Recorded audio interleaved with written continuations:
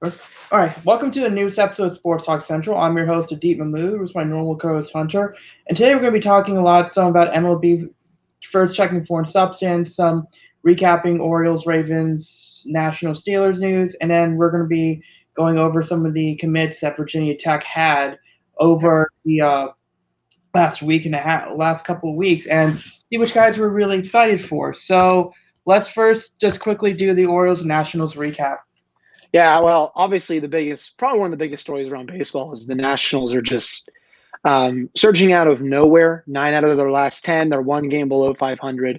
I believe they're 4 games out of first. They just swept the Phillies in a 2-game series. They took 3 out of 4 against the Mets. They go to the Marlins for 4 games. They won a few games before that. Probably the biggest story around baseball is Kyle Schwarber hitting like 8 home runs in his last 4 games, has 19 home runs on the season. He's basically a walking home run now. Every time he steps up, he hits a homer. But the biggest thing also, their pitching has been really good. And a lot of that has been without Scherzer and Strasburg. I mean, you have Eric Fede pitching well. Joe Ross has had some really good starts. Patrick Corbin's been pitching better. Just overall, even the bullpen yesterday, that was a wild game. 13-12, massive lead changes. Phillies hit a grand slam for McCutcheon to go up 9-5. Nationals come back to take an 11-9 lead. Then it's 12-11. Then it's 13-12, and that was a wild game. But this is probably the most fun I've had watching this team in probably a year and a half, since those 2019 playoffs and just the whole 2019 season as a whole. I think you described it best. They're kind of like the 2012 to 2016 Orioles. They're right there. They're not like a contender, but they're also not bad enough where they're gonna, be flat out awful, like your team this year or a couple other teams, in baseball. So They're not the Pirates. Yeah, they're not the Pirates. yeah, they're not even close to them either. Yeah, and if they continue to play like this, I think they will buy. It's probably not best for their long-term trajectory and success. Who gives a damn? I mean, I kind of just, this team is hilarious right now. They just, every time you think they're down, they come right back. So they're kind of just playing with fire. But they do have a lot of guts. I'll give them that. They've climbed back into the playoff race. The wild card won't be in reach, but they're only 4 games behind the Mets. They have the Marlins now for 4. They have a big schedule coming up before the All-Star break. That's going to really test them to see if they're actually back, and this is not a fluke. But, they've been winning a lot of these divisional games. That's the big part here. And we'll see if they can take 3 out of 4 from the Marlins. I mean, you're above 500 going into next week, above 500 for probably one of the first times all season. Like I said, Schwarber's been awesome. Turner's been great. Soto's been really good. Just they're pitching well. And we'll go into the foreign substance, I'm sure, a bit after this segment, and I'll dump on Joe Girardi a little bit. But it's just been really fun to watch them. So any thoughts on the Orioles, or is just more of the same there? Yeah, it's more of the same. I think that they pretty much just guaranteed themselves a top 3 pick next year. Yeah. I mean, the big thing really is a lot of Orioles fans are getting impatient about, well, one, because there's 2 things. One, when it comes to the draft, about them under slotting someone. But before I get to that point, the Rays called up number 1 prospect in baseball, Wander Franco. Yep. And people are saying, well, Adley Rutschman should be brought up or something like that. And it's like, well, no, he hasn't been to AAA. And the number 3 prospect in baseball this year was Jared Kelenic. He was great in AAA for about a month or so. He gets called up. I think he went like 0 for. I think at one point he was like 0 for 32 or something like that. They sent him back down. So just because Adley Rutschman hasn't even played in AAA just yet, he's in AA right now. So people are saying, oh, bring him up because he's like. Because I get he's gonna be very good, but it's a little too early. And then there's also a couple of prospects, including Grayson Rodriguez, who I look at Grayson Rodriguez, DL Hall, and Adley Rutschman as kind of like a package deal. You don't want to call up one Adley Rutschman right now, and then a year from now call up Grayson Rodriguez, and then soon after that DL Hall, because now if you don't start, because there's still service time issues there as well, and you want as much time as you can with these 3 guys, with them being competitive, versus them not having that trio play together for a competitive Orioles team for 2-3 years. You don't want that. So That's why I don't think Rutschman should get called up. Grayson Rodriguez, I thought in the minor leagues he was really good. He basically he had his in his last start. He actually threw. I think I told you about this. He threw a pitch that was like 99 miles an hour. You did, yeah. It literally burst through. You can look it up on Twitter. Adley Rutschman's glove. Jesus. Like literally, like the laces. Yeah. It literally like the laces like in the middle. That's like, nuts. And that was like 99, and apparently he had 103. One in his home start, and the radar gun at at Prince George Stadium might have juiced it up a little bit, but he's been consistently hitting like 97 to 100. I mean, he's only 21 years. He's 21 years old, but he had 5 starts in Aberdeen, absolutely crushed like what looked like a man among boys, and went to Double A. Is continuing to look like a man among boys. DL Hall. Unfortunately, he's been sidelined with an elbow issue, but apparently the MRI says nothing too serious. It's to be expected. Like there was no minor league season last year. Of course, pitchers' arms are going to struggle for a bit, so it's definitely interesting to see. Uh, they definitely have a tough stretch. I mean, they lost. They were swept by the Blue Jay, the Rays and the Cleveland baseball team. They won 1 out of 3 against the Blue Jays. Technically, they almost won 2 out of 3, but Santander was just a second off, and on diving fly ball that would have ended the game. Houston, they were swept by Houston. They have a 4-game series against Toronto in Buffalo, a 3-game series against Houston. Then in July, rest of their schedule for the All-Star break, 3 games against the Angels, 3 against Toronto, 3 against the White Sox, and then that's the All-Star game. So it's a brutal schedule. Yeah. All-Star break, and then the Nationals have that too. They have the Dodgers coming up, Padres for 4, Giants for 3, Padres again. That's going to really test them, I think, to actually see if this team can make a run.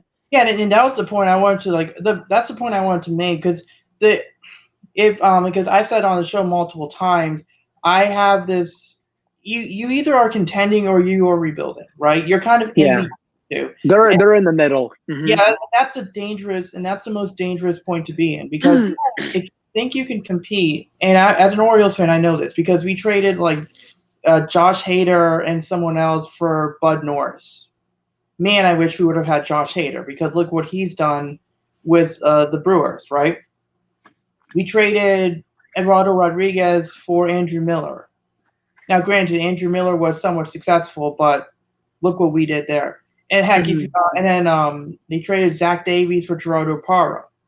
Mm-hmm. Yeah, like that wasn't a good trade by Duquette. And then I'm not gonna even go into the 2018 debacle where they traded Machado and Britton and Scope and Gosman and Darren O'Day and Brad Brock.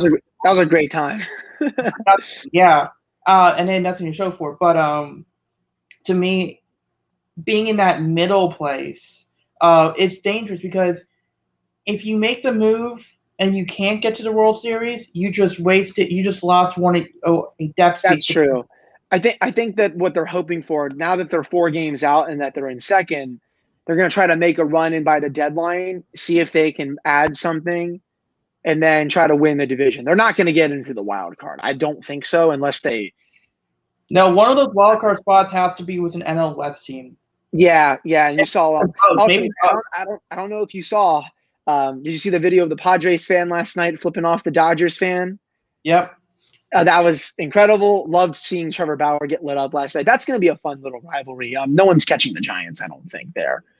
But yeah, there's going to be some good playoff races. But yeah, the Nats were in last place as little as 2 weeks ago. They're now in second place by themselves. The Braves are not that good. The Phillies obviously are not that good. And then, the Marlins. But, they can catch the Mets. I mean, they're only 4 games out. The Mets aren't even playing that well. So there's still plenty of time. Are hurt. How many of the guys they have are hurt? Because yeah, the Mets are really banged up. That's a good point. Yeah, no, and then I think that I would just be really because what I really would like to see is the Dodgers kind of go the way of the Lakers this year, where the Lakers got eliminated in the first round. the year It'd be after. kind of funny. If I do want to see the Dodgers. Preferably, I want to see them miss the playoffs because I like the Padres. I like Tatis. I like Machado. I like the players they have. I like So seeing those two teams play each other. It's a lot of fun.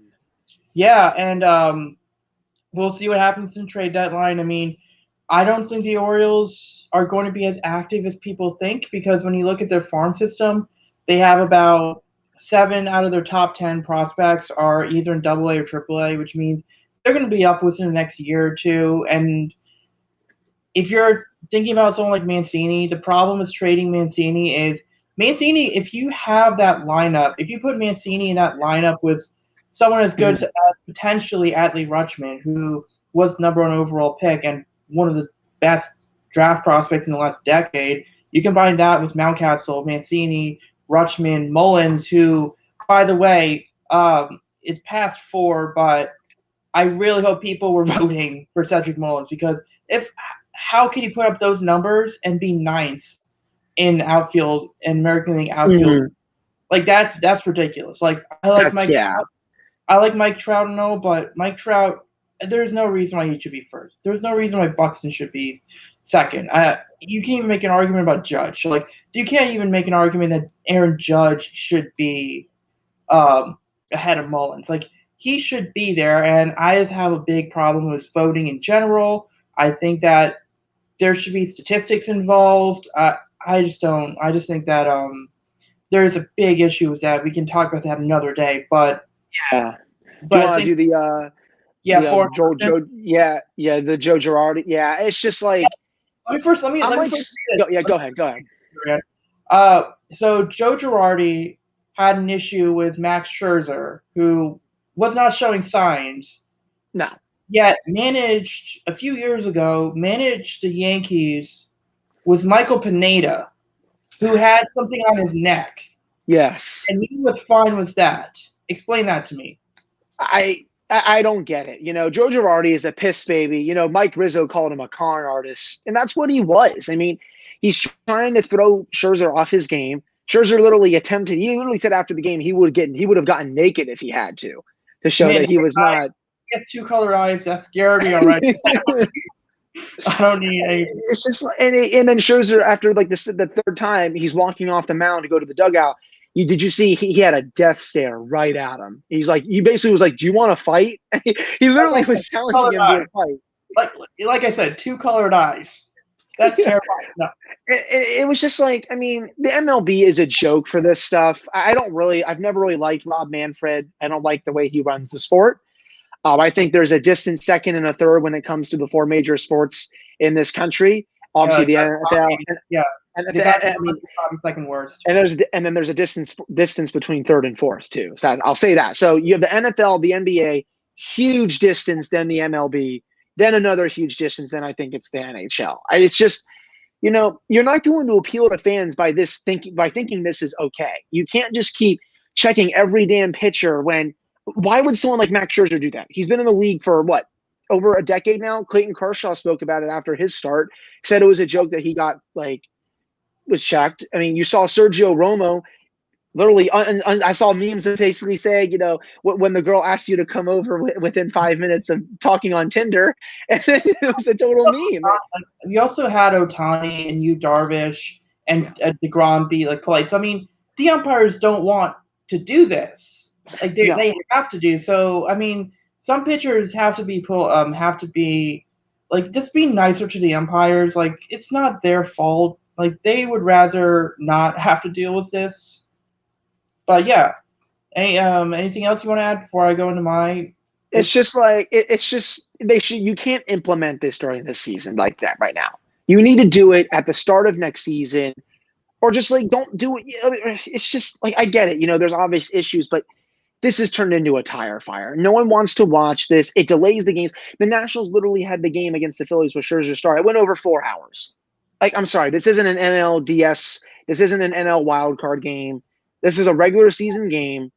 This does not need to happen. By Joe Girardi doing that, he makes himself look like a baby and a complete moron. So, and I'm not surprised that Mike Rizzo called him out because he's called out the Phillies before for stuff. I mean, there's no love lost between him I mean, in the Nationals fan base and that franchise, they've been rivals for a long time, and that's another reason. When Joe Girardi has been on the market, Mike Rizzo never goes after him because he does not like him. I don't think he's ever liked him. So those are my thoughts on that. I think it's stupid that this continues to happen, and not umpires, managers need to be a lot better about this, because you can't just keep delaying the game because you think that there's something going on. After one or two times, it's obvious that there's nothing there. You don't need to do it a third time. Those are just my thoughts. Yeah, so for me, it was also interesting because this is how bad it's gotten. Like the Orioles, they had a knuckleballer debut last night, and if you know if you know knuckleball, if you're throwing a knuckleball, you're not trying to put spin on the ball in the first place. Yeah. Every inning, they check Mickey Janis's to check if he was using foreign substance, but it's like, dude, he's a knuckleballer. The last pitcher I would suspect to be using a foreign substance is someone who throws a knuckleball. So that's kind of ridiculous. But to me, this is where the problem is. The problem lies in the baseball manipulation. I think that because Tyler Glass, because if you manipulate the balls, it's harder to grip the ball. So now, and then the second issue is it's the fact that the umpires can't detect the difference between spider tack and sunscreen and rosin, which is why they have these checks.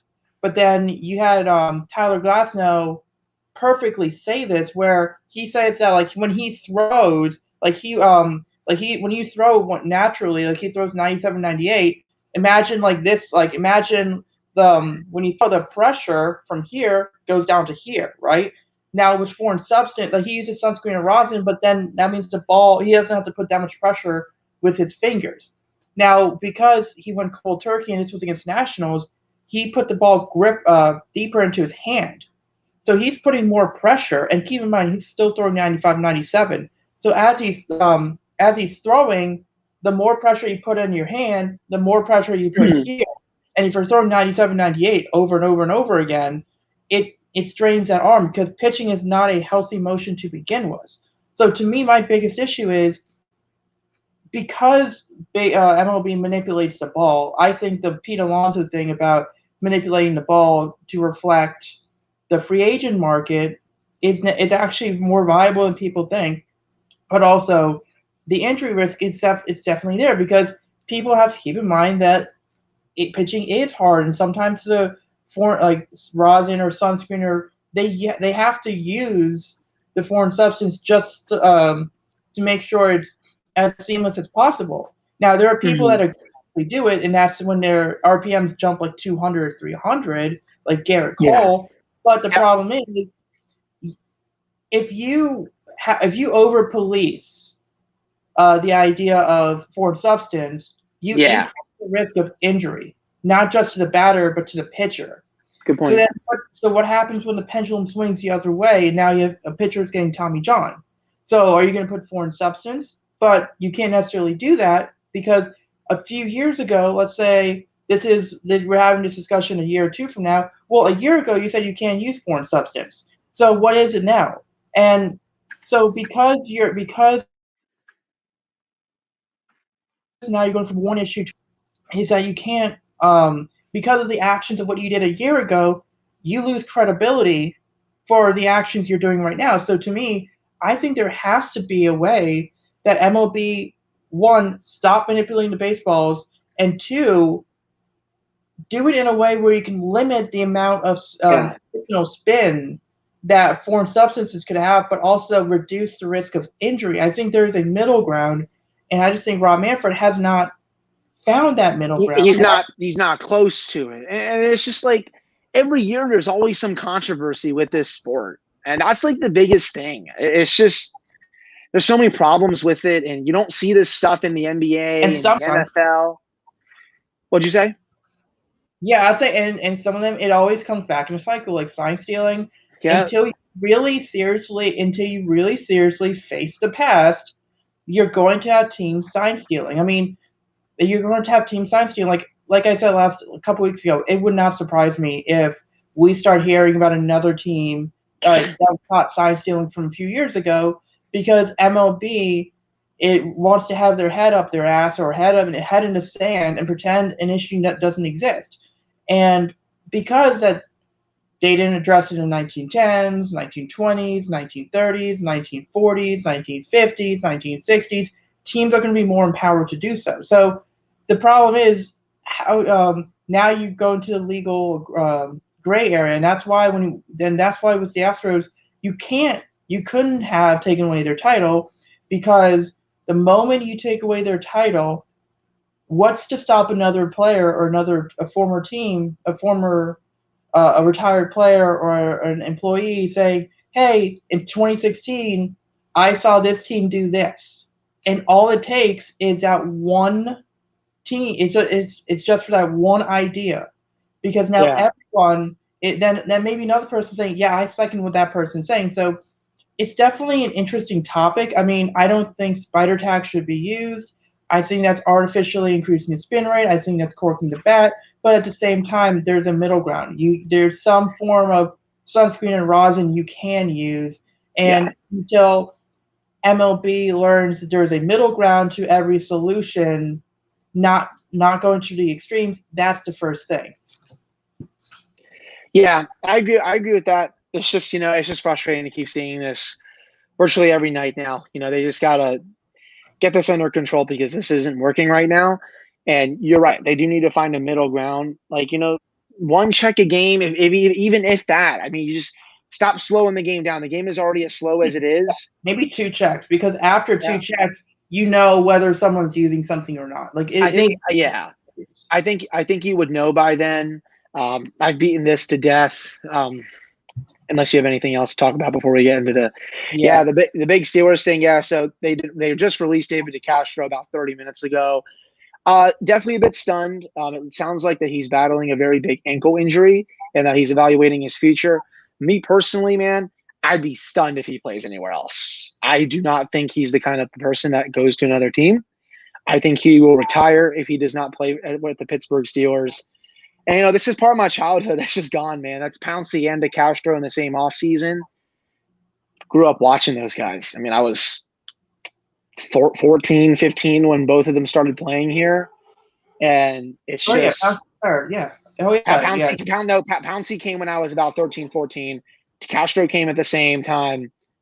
It's just been sad, man. I mean, this is my childhood. This is my teenage years. And he was a true Steeler. So much fun to watch on every night. That offensive line, they got to figure out something now. It sounds like they're having talks, which reported Trey Turner from the Chargers. They're having contract talks with him. He just visited, 5-time Pro Bowler. Makes a lot of sense. They have now $8 million in cap space. Got to sign him. Who are you going to put there? There's no one else to put there. That's the thing. And now, if you look at the line going into next season, so say they do sign. Say they do sign him, Trey Turner, if I can find this real quick. So you have Okorafor, you have Kendrick Green at the center, Trey Turner at right guard, Dotson at left guard, and probably Zach Banner, but coming off an ACL, MCL tear. You gotta hope Big Ben doesn't get killed back there, I guess his name. It's just a lot of new faces, man. I mean, just a couple years ago, the offensive line was Villanueva, Ramon Foster, Pouncey, DeCastro, and Filer. I mean, that is my childhood. It really is. I mean, Foster too. He came in at almost the same time, and Marcus Gilbert was there a few years prior to that. I mean, this team had the best line in football 3 to 4 years ago. That's the weird thing. So, definitely a bit of a shock. It's definitely injury related, according to NFL Network, and I guess they couldn't rely on him going into next season. So. It's a killer. It creates more questions for the line. You better go out and sign Trey Turner because that's. I don't know. I don't know what the hell they're doing if they don't sign him. That's for sure. Isn't Trey Turner often injured though? He's been hurt, yeah, but he did say to them. Apparently, Rappaport said that he's 100% healthy. So, I guess he's using that. Yeah, I mean, I guess he's using that in his contract talks. But he did say the Steelers are negotiating with him. It's nothing's finalized, but in my opinion, I expect them to sign him. You're not. Who's going to start there? You can't. I'm not relying on him. There's also Russell Okung that you guys could go after. There's there's Osemele, I think, is a free agent. They said from the former Raven, right? I believe so. Former Raven went to the Raiders. No, Yeah. sorry, went to the Raiders, then to the Jets, then to Kansas City. He had an injury last. He had an injury last year, I believe. So that's another. So I mean, Yeah. you're not really getting. It's not. You're not obviously, no one's going to replace DeCastro. He's one of the best guards, probably of this decade. To be honest, he honestly probably is one of the best guards of this decade. I'll die on that hill. He was always reliable, great run blocker, great pass blocker. Was always there when you needed him. So this is definitely a gut punch. Otherwise, they wrapped up mini camp. Training camp's going to be held in Pittsburgh, not Latrobe, which is definitely a bit surprising because 85% of the team is vaccinated. So don't really understand that. It'll be held at Heinz Field. Training camp's a month away. No other really big notes besides the DeCastro thing. Is there anything going on with the Ravens, or is it all quiet there? It's mainly all quiet. I mean, Lamar's pretty much negotiating his deal by. I think it's like him and his mom. They're negotiating the deal, not necessarily like he's not hiring an agent. So you could take what you want from that. Rashad Bateman. I think Marlon Humphrey's basically a fan of Rashad Bateman. He's basically saying that he went to Eric DeCosta, said you got a good one here. Let's see. I mean, looks like Lamar is going with practicing with receivers in Florida. I mean, nothing too ridiculous. I mean, it's largely been quiet. I don't think they'll go and get a Justin Houston or a Todd Gurley or Charles Clay. I mean, I think what they're more focused on is extending their own guys right now, and if they have money left over, then they will go after one of them.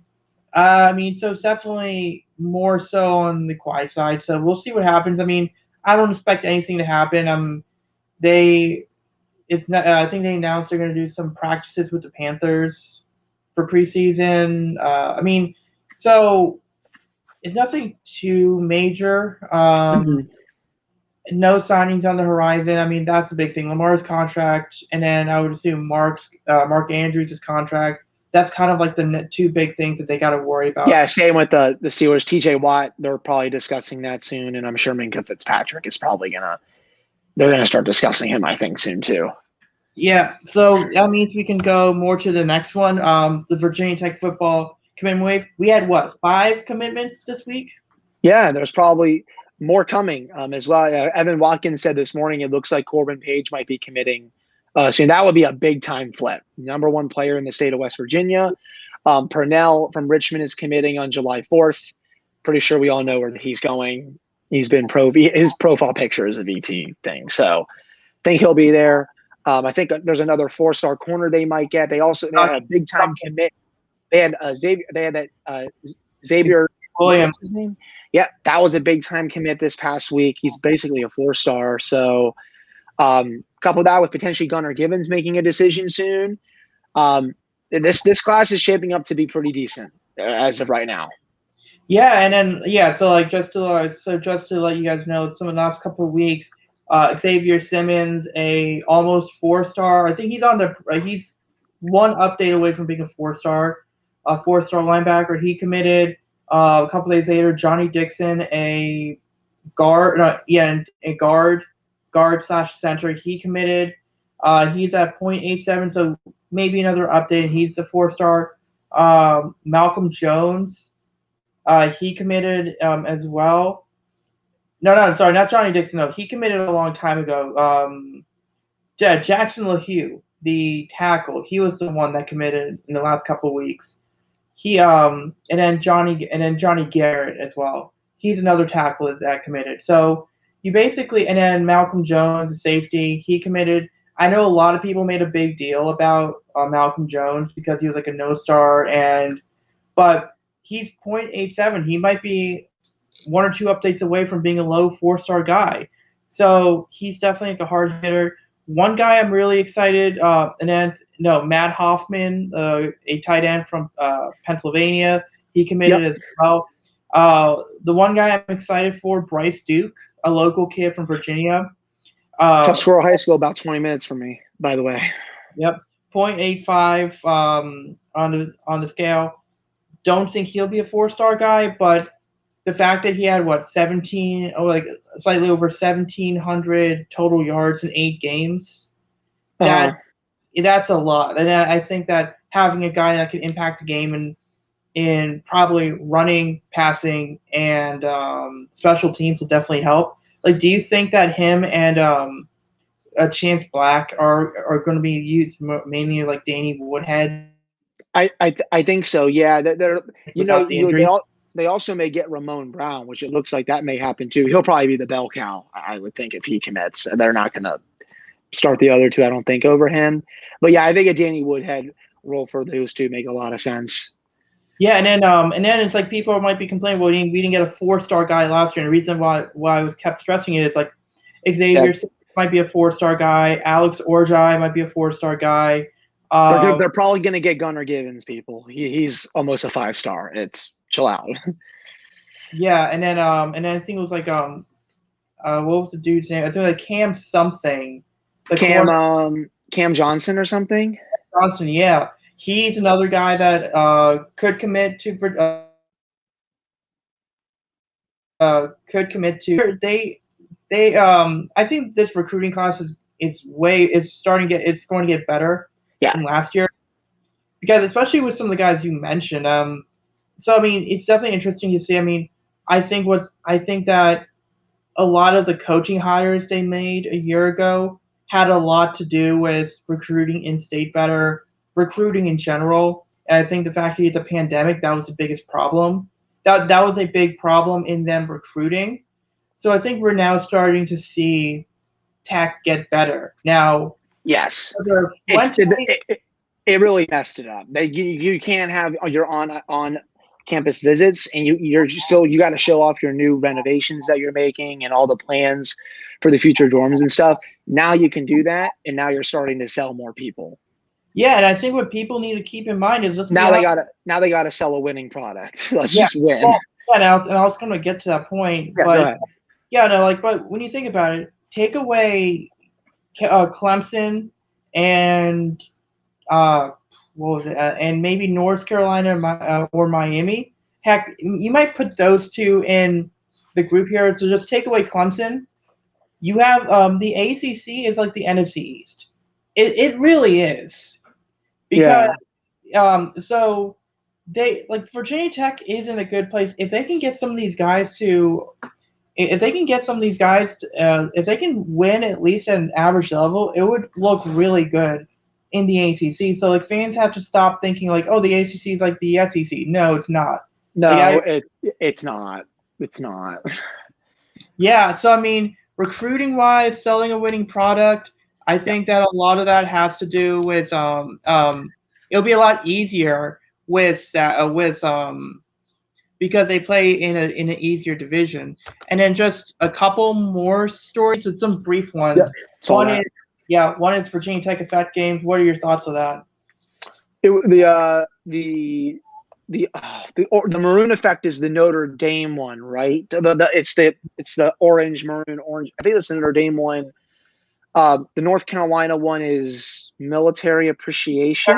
Let me see. The North Carolina one is the or is that the Orange Effect? Orange Effect is North Carolina. Maroon Effect is Pitt. And then the one from the Notre Dame game, they're going to bring that back. When they put orange for one section, maroon, orange, maroon. That's for the Notre Dame game. And then I don't know what the military appreciation, I think, is the Middle Tennessee game, I believe. Yeah, they just gave a date for that. It was like September something. I think it's actually 9/11, to be honest. I think it actually is. Yeah, so I didn't catch which team it was. Yeah, but I knew it was September. It's like around 9/11. It is. I believe it's 9/11 is that game. Don't really know what the wear for West Virginia. Hopefully they'll bring back a throwback for that game. That'd be kind of cool. Yeah, I'll see if I can go down for a game. Hopefully they'll do something for the class of 2020 for because of what happened last year. But I won't get my hopes up. Right. I mean, it's definitely at the end of the day, it's just a fact game. So it's just selling shirts. But I just wanted to bring that up just to talk about it briefly. And then the last one is just a home run derby. We know that what was it? Shohei Ohtani is going to do it. We know that Pete Alonso is going to do it. Vlad Jr. is not going to do it. Is there anyone that you would like to see being in home run? Kyle Schwarber. He totally should do it. Keep in mind the home run derby is in Colorado, so that to me has to impact your choice. Yeah. Yeah, that's a great choice for it. He's probably my best one, I would suggest. I'm gonna kind of stick with my Orioles bias. I know that Dan Connolly had this article out, and then he basically said like Trey Mancini said he would love to do the home run derby. Yeah, but let's see Trey Mancini was in a home run derby. I think that especially with like the fact that he has what he's come back from and the numbers he put up, I think that he could really put on a show in Colorado. Yeah, I think so too. I mean, obviously, Aaron Judge is another name. Obviously, you got those big ones there. I don't know, maybe either Randy Rosarena or a like a Wander Franco type of situation Tatis. Yeah, Tatis. Yeah, you got to get one of those Padres, Tatis or Machado, to do it. Yeah, I agree. I mean, I don't know like any of the major power hitters. I mean, Harper maybe. I don't know if Harper would do it though. Lindor could. Lindor. Yeah. Yeah. No one from the Pirates. No one from, and I can't wait until the draft because you know the Pirates owners are cheap. You know they're cheap. Screw Bob Nutting, man. Yeah, no, you know they're cheap. You know that. Yeah. You know that whoever they're gonna take an underslot deal. They're good. Because by the way, did you see Jack Leiter? No. Let me rephrase that. Did you hear that Jack Leiter in the College World Series threw 122 pitches, struck out 15 guys in 8 innings? What? He threw 122 game pitches and struck out 15 guys. Oh my God. I wasn't a big fan. I think he's good, but I think that's super dangerous. Yeah, it is. Because 122 pitches in 8 innings, that's what? 200 total, like when you count warm-ups and everything? That's a lot, man. That's a lot.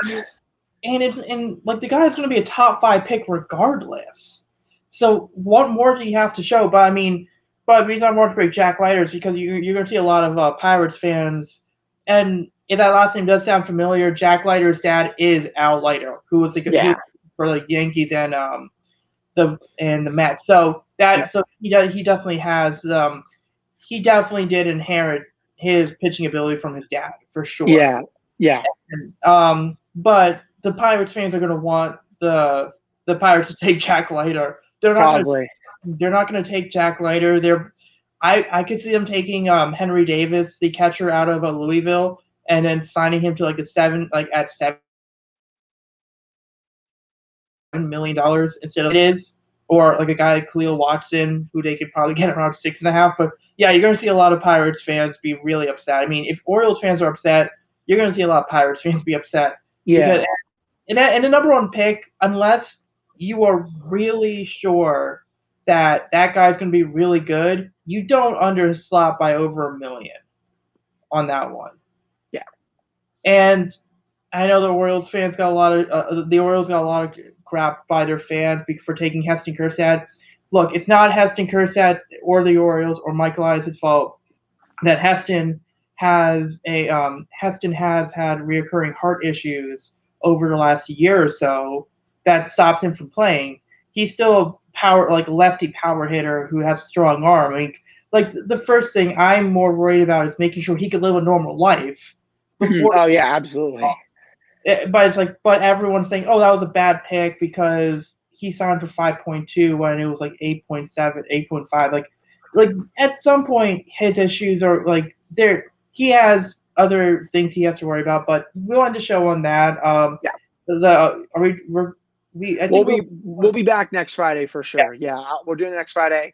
Should have one next Friday after that. I'll let you know, but I think we will. But yeah, definitely next Friday, and I think we'll be back we should be back normally, I think. Right. Yeah, so we'll see you next week, and I'll see you next week, Hunter. Yeah, that sounds good. Thank you all so much for watching. All right.